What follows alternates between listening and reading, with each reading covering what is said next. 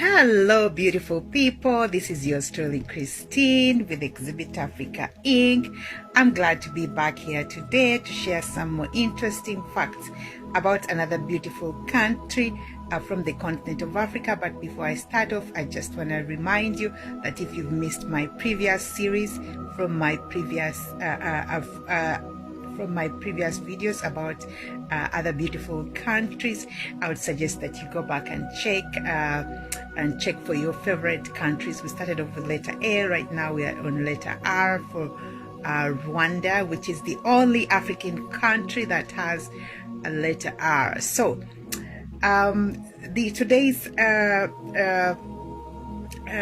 fun and interesting facts by courtesy of Exhibit Africa Ubuntu Initiative, compiled by everyculture.com, read to you by yours truly, Christine. So I'm comfortable. I hope you're comfortable too.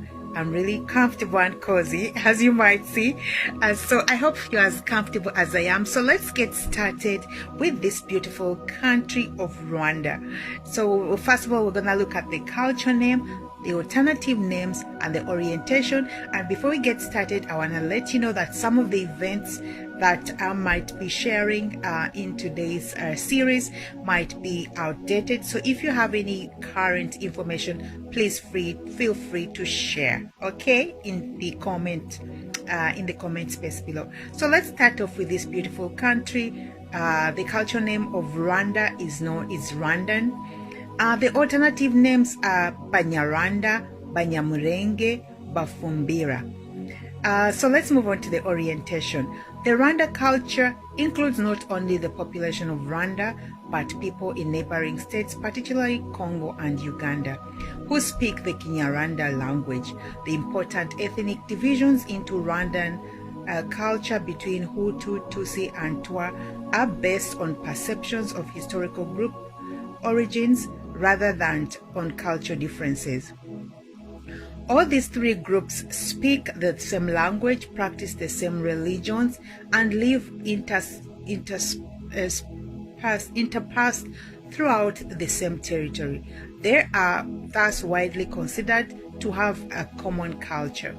Despite deep political divisions, the Rwandese in Congo and Uganda include both refugees who generally maintain a strong identification with the Rwandan national state, and Kinyarwanda speakers who have lived outside Rwanda for generations and therefore have distinctive cultural identity within the wider national culture. Now let's move on to the location and geography of Rwanda. Hope you're comfortable. All right, so known as the land of a thousand hills, Rwanda is a mountainous country located in the far west edge of the Rift Valley, bordering on Burundi, the Democratic Republic of Congo, Uganda, and Tanzania. Rwanda rises from relatively flat plains in the east along the Tanzanian border to steep mountains in the west along the continental divide between the Congo and Nile rivers.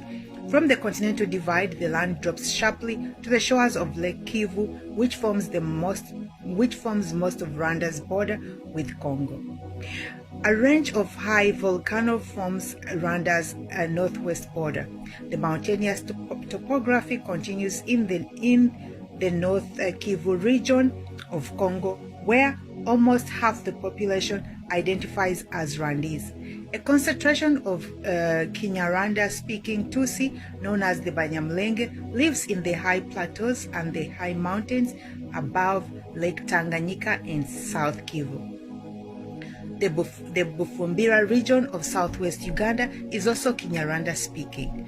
The difficulty of travel and isolation resulting from the mountainous topography historically encouraged largely self-sufficient local communities and many local variations of the culture.